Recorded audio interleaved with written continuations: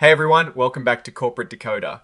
Today, iSpecimen Inc. ISPC just filed an 8K reporting a significant capital raise, and I am seeing a couple of big moves that are making headlines. Quick note, this is not financial advice, just my take on public filings for educational purposes. The company just secured new funding and appears to be back in Nasdaq's good graces after a rough patch. iSpecimen Incorporated is a company that provides a platform for biological specimens. Think of it as a marketplace connecting researchers who need samples for their studies with institutions that have those samples. Their main office is located in Woburn, Massachusetts. iSpecimen announced on May 8, 2026 that they entered into a securities purchase agreement with certain accredited investors. Essentially, they are selling shares of their common stock and also some special warrants that are pre-funded. They are looking to raise money, about $2.5 million. This is happening at a purchase price of $5.12 per share or per warrant. These aren't just simple shares though. For some investors, they are getting pre-funded warrants instead of common stock. This is often done to get around ownership limits, allowing investors to have a larger stake without immediately appearing to hold too much. The company is selling 488,281 shares of its common stock. The par value is extremely low at $0.0001, which is standard for companies trying to avoid certain capital requirements. What is interesting is that some investors will receive pre-funded warrants instead. These warrants are exercisable almost immediately for just a penny, $0.001 per share. This is a way to structure the deal so that investors can own more of the company without triggering certain disclosure rules or ownership caps. On May 11th, the company actually issued and sold about 85,000 shares and over 400,000 pre-funded warrants.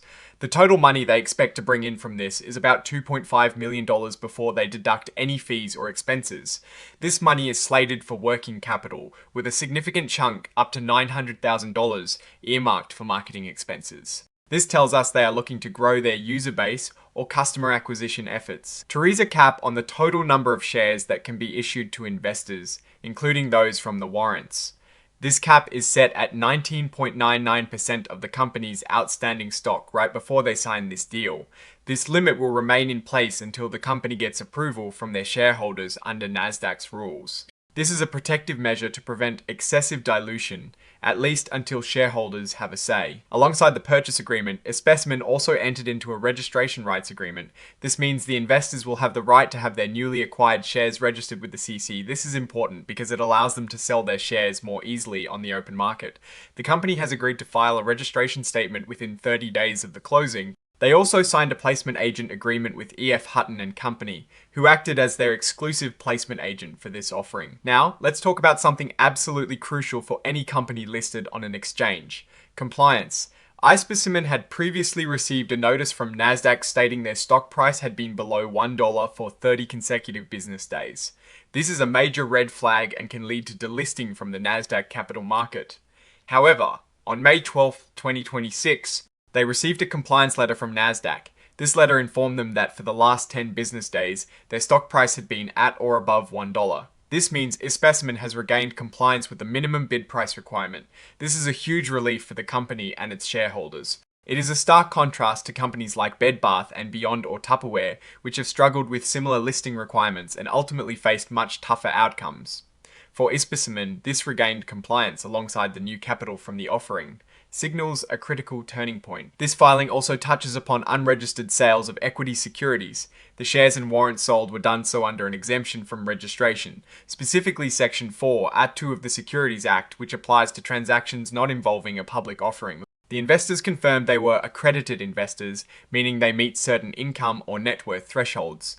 This is a standard way for companies to raise capital quickly without the lengthy process of a full public registration. The company also announced the pricing of this offering via a press release on May 8th.